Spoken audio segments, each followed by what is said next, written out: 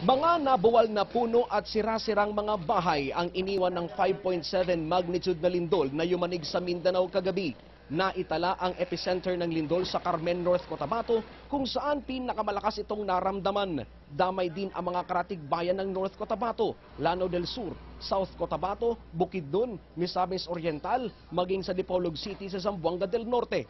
Sa ngayon nakikita natin ang mga tauhan ng DPWH na inisa-isang tinatanggal ng mga pira-pirasong puno ng kahoy sa gitna ng kalsada upang ito ay madaanan ng mga motorista. Sa Carmen, North Cotabato, 50 bahay ang nasira.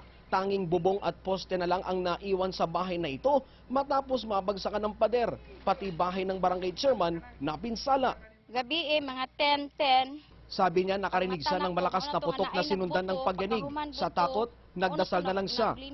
Tulog ko, bagsak na tanan. Ayon kay Mang Agustin, nagising na lang siya nang bumagsak ang mga semento sa dingding.